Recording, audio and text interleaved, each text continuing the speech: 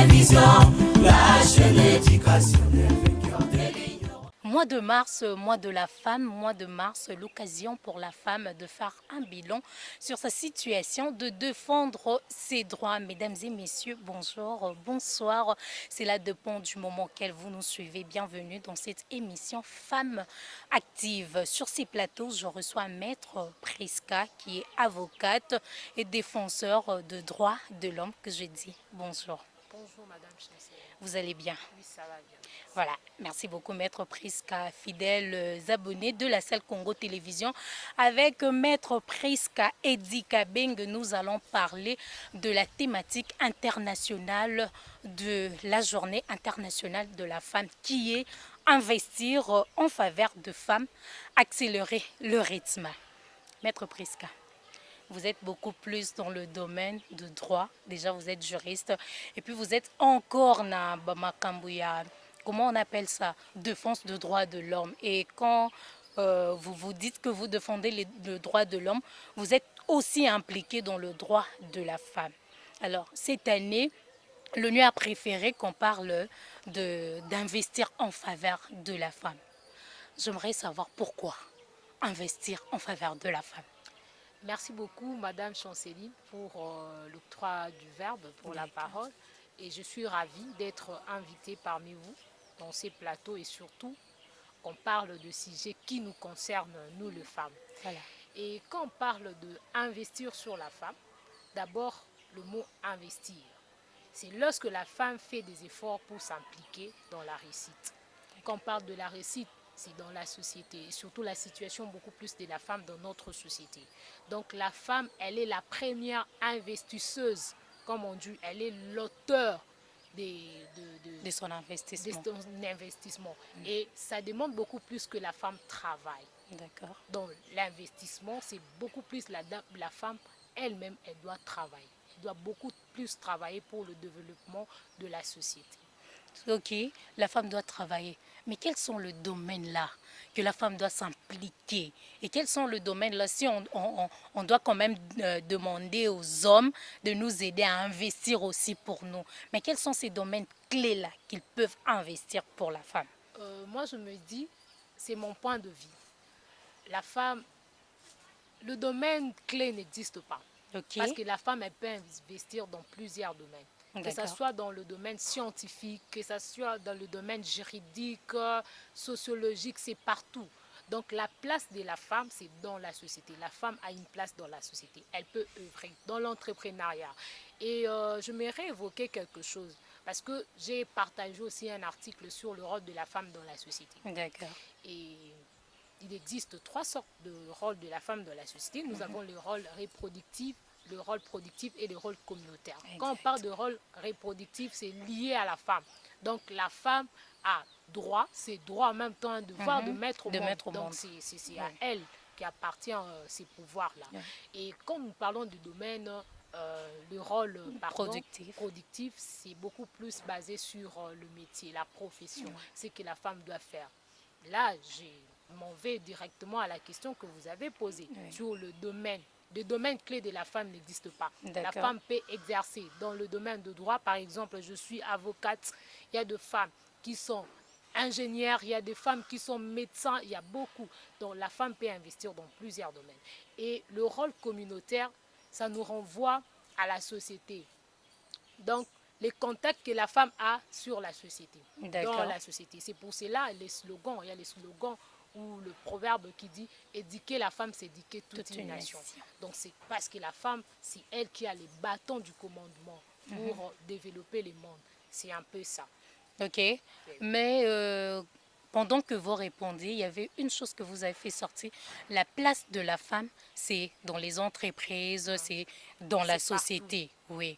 Mais aujourd'hui, il y a certains hommes qui continuent, qui persistent à l'idée que la place de la femme, c'est dans la cuisine. Alors vous êtes pour ou vous êtes contre cette façon de voir les choses? Je suis contre parce que là, ce sont les obstacles même qui freinent l'épanouissement de la femme. Okay. Ce sont les obstacles qui sont liés à la femme. C'est beaucoup plus du point de vue sociologique quand on parle de la société. La société a une manière de réfléchir par rapport à l'image de la femme. Il y a plusieurs slogans. Aujourd'hui, on dit qu'une femme instruite, c'est un danger pour le monde. Voilà. C'est un danger pour le parce qu'on te voit beaucoup plus. Tu es intelligente, tu peux faire beaucoup de choses et l'homme ne peut pas faire et on dit que c'est un danger. Et il y a aussi certains slogans qui freinent aussi l'épanouissement de femmes. On les connaît. Koliana moi c'est ça, Koliana ndoki moi ça tonga kambokate.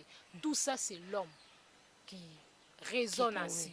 Oui, et la femme qui s'aimait se dit bon, je me sous-estime. Ma place sera dans la cuisine. Alors que elle-même, c'est elle qui est l'éducatrice. C'est ça. Et je veux parler beaucoup plus aussi du point de vue familial. L'homme et la femme ne sont pas éduqués de la même façon. Exact. L'homme, où je parle de garçon, et la fille ne sont pas éduqués de la même façon. Vous verrez, les garçons sont beaucoup plus éduqués par rapport à l'épanouissement. On les prépare pour le développement ou pour son avenir. L'homme, tu dois te réveiller le matin, tu dois aller quelque part, tu dois faire ceci. Mais la femme, c'est beaucoup plus le ménage qui éduque. Tu vois, en quelque sorte, quand on dit les problèmes de la femme, c'est elle-même la femme. Ce sont les obstacles, c'est nous et aussi l'homme, l'image que l'homme donne sur la femme. Je n'en disconviens pas qu'il existe des hommes qui acceptent quand même que le femme leur dirige. Oui, mais peu Maître Prisca, aujourd'hui, la façon dont d'éduquer la femme a un peu changé, ou l'éducation qu'on donne à l'homme et à la femme, ça a un peu changé, parce que ça, je dirais que évoluer du point de vue de la femme. Parce qu'avant, c'était, on voyait qu'on prépare la femme, comme vous avez dit, au foyer, au mariage, voilà. Mais aujourd'hui, quand même, il y a de ces parents-là qui préparent aussi la femme à une vie active. C'est ça. Donc aujourd'hui, il y a un peu de l'évolution. On peut se dire que c'est quand même un travail à féliciter pour les femmes qui s'élèvent tous les jours pour défendre les droits. Je suis un exemple, comme je l'ai dit, parce que nous avons... Bon, je vais parler beaucoup plus des époques. Nous sommes dans l'époque moderne. Il y a dans l'époque antique. On ne peut pas dire dans l'Antiquité, il n'y avait pas de femmes qui se sont levées. Parce que les combats que nous poursuivons aujourd'hui, les combats que nous commémorons, parce que moi, là, vraiment, vous me pardonnez, je n'admets pas qu'on parle de moi de femme. Comment? Non, parce que la femme, elle est célébrée chaque jour. C'est chaque jour que la femme donne naissance, c'est chaque jour que la femme est célébrée. Cette journée de 8 mars, c'est une journée, je peux dire, c'est commémoratif de ce combat-là de la femme. Point barre. On peut parler de moi, on peut parler sur le droit de la femme dans chaque mois. Janvier, on peut parler de ça. Février, mars, c'est pas seulement en mars qu'on doit se réveiller, se booster. Et puis mars, dire combien 30, si c'est 31, on dit bon, on arrête parce qu'il s'agit seulement de mars qu'on doit parler de droits de femmes. Ça doit être continuel. Oui, bien sûr que c'est continuel. Mais moi, je ne partage pas votre avis de dire qu'il faut, on commémore ça. Pour moi, je dirais qu'on continue à célébrer cette journée. Bien que c'est un mois, vous voyez que c'est minime. C'est un mois là pendant que le combat de la femme, c'est tous les jours. Mais moi, je verrais que là, c'est une manière spéciale parce qu'il faut dire qu'étant chrétien, je donne l'exemple, on célèbre la résurrection de Jésus tous les jours. Mais on choisit le jour de Pâques pour vraiment célébrer ça d'une manière particulière. Donc pour moi aussi, c'est ça. On continue à célébrer cette journée, on ne commémore plus. C'est ça, la femme est célébrée chaque jour. Voilà. Maître Prisca, aujourd'hui, la question de genre pose problème. La question de genre, c'est vraiment un grand problème. Vous êtes partisan de droit de la femme, si je peux me permettre de le dire. Alors, quand vous attendez par-ci, par-là, les gens s'élever contre l'égalité de genre, comment vous vous sentez? Bon, moi, dans le mot genre, c'est l'ensemble de tout. D'accord. Quand on parle de genre, on voit l'homme, on voit la femme, on voit la famille. Ça englobe tout. C'est pour cela, moi, je dirais bien que ce n'est pas vraiment du tout bien de particulariser ces ministères-là, genre de donner seulement à la femme. On peut aussi le donner à l'homme. Donc l'égalité, d'abord, elle est constitutionnelle. Dans l'article 14 de notre constitution du 18 février 2006, qui est modifiée en 2011, ça parle déjà de droits de femmes. Et nous avons aussi la loi du 1er août 2015 portant sur la parité. Il parle uniquement de la parité, donc l'égalité, cette égalité-là, hommes et femmes. C'est pour cela que je dis, ça devient un sujet sensible pour la société parce que vous avez parlé du genre, parce qu'il y a des gens qui sont pour et contre. Moi, je suis pour l'égalité. Mais je me dis, dans cette égalité, ce n'est pas une compétition. Nous sommes, dans la compétition, bon, si je peux parler du point de vue dans la compétition, là c'est beaucoup plus professionnel, que tu dois montrer que la femme est capable de faire ça. Ok. Mais nous ne sommes pas dans une guerre. C'est ça le mot approprié. Ce n'est pas la guerre entre hommes et femmes. Ce n'est pas nous voulons changer du genre. On veut être homme et puis homme devient femme. Ce n'est pas ça. J'ajouterai la théorie de la complémentarité.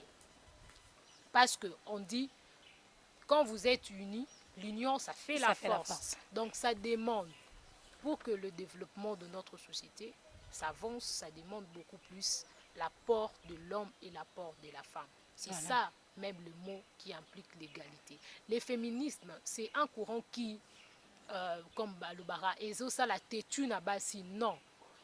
Non, il faut que la femme se réveille dans ses droits. Il doit connaître que je suis femme, je dois faire ça. Ça, je dois faire, ça, je ne dois pas faire. Parce qu'il y a des droits qui sont liés à la femme uniquement. On a cette particularité en nous, parce qu'on est femme. Le fait d'abord de naître au monde, ça nous fait différent de l'homme. Vous voyez. Dans l'unité, chacun a sa particularité. Mais nous voulons beaucoup plus que ça soit complémentaire. Oui. Vous voyez. Qu'on n'exclue pas la femme. Point barre. L'égalité veut dire tout simplement ça.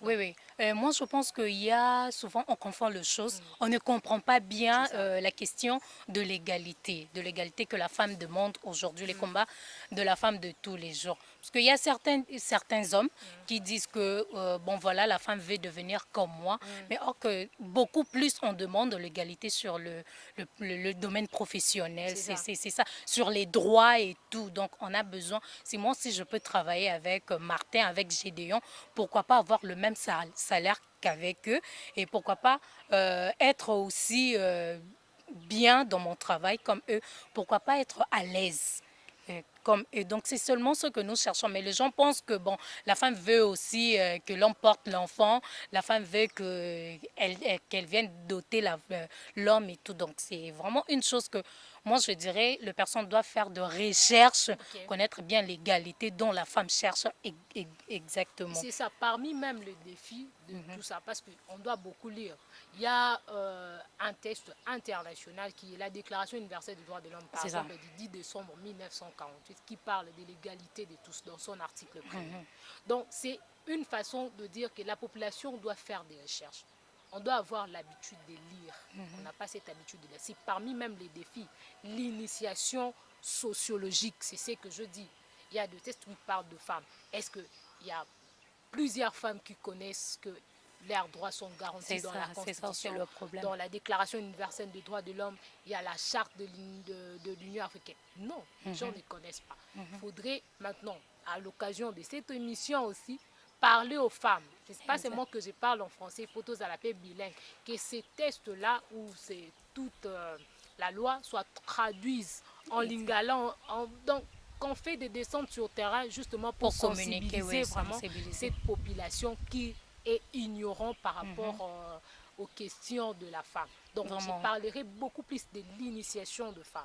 Et puis comme défi, et aussi il y a le renforcement et surtout des organisations féminines. C'est ça. Parce qu'ils n'ont pas de soutien en ce moment. Quand on parle de femmes, vous entrez dans des associations comme ça, vous allez voir que les femmes elles-mêmes, ils fournissent beaucoup d'efforts pour soutenir les autres. Donc il y a beaucoup de femmes qui sont démunies. Et, donc ça demande vraiment du fond pour que la femme s'épanouisse. Exactement. D'ailleurs, c'est parmi le droit que la femme demande parce qu'on peut constater que partout dans le monde, c'est la femme qui est considérée comme l'être le plus faible, le plus pauvre. Donc voilà pourquoi la femme s'élève. Et puis c'est que moi je ne comprends pas, maître, c'est que les gens quand on parle de droit de la femme, les hommes ont tendance à craindre, à se dire mais moi c'est Lingi Nini. Et pourtant, le droit de la femme, ce sont des droits humains. donc tel que la femme a droit à la vie, la femme a droit à une bonne santé physique, à une bonne santé mentale, la femme a droit à être propriétaire d'un bien, la femme a droit... Donc, ce sont de droits humains. Mais de fois, vu qu'on n'a pas vraiment la connaissance, on n'a pas vraiment, vraiment, on ne connaît pas les choses sur ces droits-là. Voilà pourquoi on s'embrouille, on s'est dit vraiment deux choses. Et là, en tout cas, permettez-moi de saluer Valérie Yambassa. Donc, c'est un homme avec qui je lutte tous les jours. Donc même si tu lui expliques, lui il dit que le droit de la femme, pour moi, ça ne me dit rien. L'égalité entre l'homme et la femme, moi, je ne veux pas de ça et tout. Donc c'est un combat que moi aussi de mon côté que je mène tous les jours. Maître Eddie Kabenge Priska, c'était un plaisir de partager avec vous ces plateaux. Vous êtes artisan de droit de la femme. Quelques mots à dire à cette occasion de la célébration de la Journée internationale de la femme. Même si on était trop français, l'émission est bilingue, on était trop français. Oui. Un message. Oui, la thématique déjà l'annonce, comme on dit, investir en faveur de femmes. Là, je me tiens aussi, je compatis en même temps avec les femmes dans l'est de notre pays qui souffrent en ce moment, les femmes violées. Vous voyez, vous allez voir une petite fillette, il a vécu beaucoup de scènes, il voit sa maman violée devant elle, donc ça traumatise, on se demande déjà quel est l'avenir de cette femme-là, vous voyez, parce qu'on est fille et puis on devient femme. Et puis quand on veut devenir femme, on doit acquérir de valeurs. Mais quelle est la valeur de cet enfant-là qui a vu sa mère violée devant elle? Point d'interrogation. Moi, je me dis, avec ces conflits armés, cette situation qui dérange même la paix dans notre pays, ce n'est pas un destin, ce n'est pas ce qu'on voulait. Mais pour mettre fin à cela, il faudrait une décision au niveau des autorités. Nous aussi, de part, nous, de femmes, on doit faire aussi de lobbying quant à ça. Je l'ai vu, Namoni Basine Batambolaki. D'ailleurs, même la journée des duets, Tolata noir, cela veut dire pour compatir. Ce n'est pas seulement en portant noir qu'on va finir la guerre. Moi, je me dis, on doit se mettre sur la table, prendre des décisions qui sont vraiment probantes, prendre des décisions concrètes pour mettre fin à ce qui se passe en République.